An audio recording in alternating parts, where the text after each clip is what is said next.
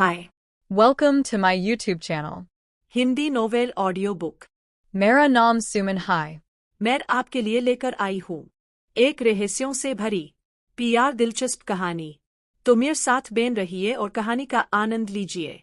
सिया एक साधारण लड़की थी, कॉलेज में टॉपर, माँ बाप की लाडली और जिंदगी से बड़े सपने रखने वाली। एक दिन उसके पापा ने कहा, सिया तेरी शादी की बात पक्की हो गई है। लड़का बहुत अच्छा है, बिजनेस करता है।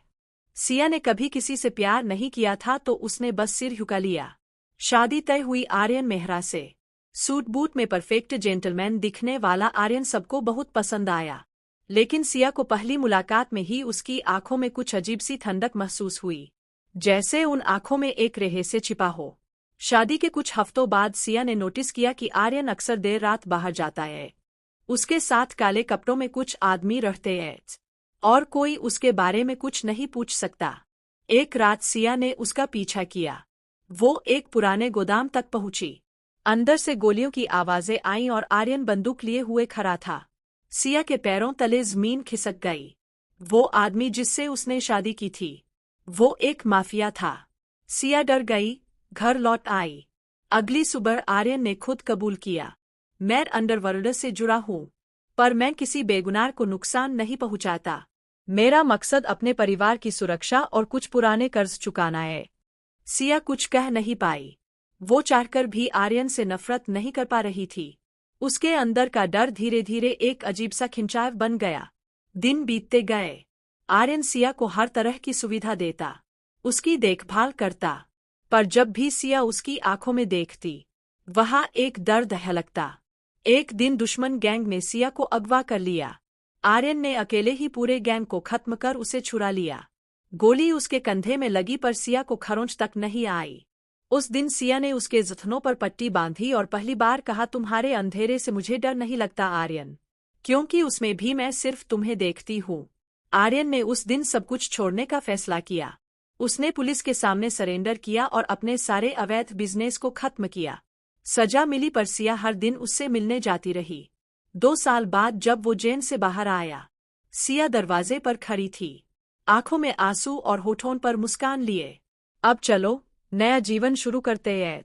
बिना बंदूक, बिना खून, बस हमारे साथ। आर्यन मुस्कुराया, मेरी सबसे बड़ी जीत तुम्हारा प्यार है। कभी कभी किस्मत हमें अंधेरे में धकेलती है ताकि हम अपना सच। 2 साल बाद आर्यन अब एक छोटे से रेस्टोरेंट का मालिक था और सिया उसके साथ बिजनेस संभालती थी। जिंदगी अब शांत थी। सुबह कॉफी, शाम को टहलना और रात को एक दूसरे की हंसी में सुकून। सिया अक्सर मजाक में कहती, कभी कभी लगता है जैसे हम किसी फिल्म के हैप्पी एंडिंग में जी रहे हो। आर्यन मुस्कुराता, पर उसके दिल के कोने में अब भी एक डर छिपा था, कहीं अतीत फिर लौट न आए। एक सुबह रेस्टोरेंट में सिया के नाम एक लिफाफा आया। अंदर सिर्फ एक लाइन लिखी थी, जो माफिया छोड़ता है, माफिया उसे कभी नहीं छोड़ता। सिया के हाथ कांप गए। आर्यन ने वो लिफाफा फाड़कर फेंक दिया, लेकिन उसके चेहरे का रंग उड़ चुका था।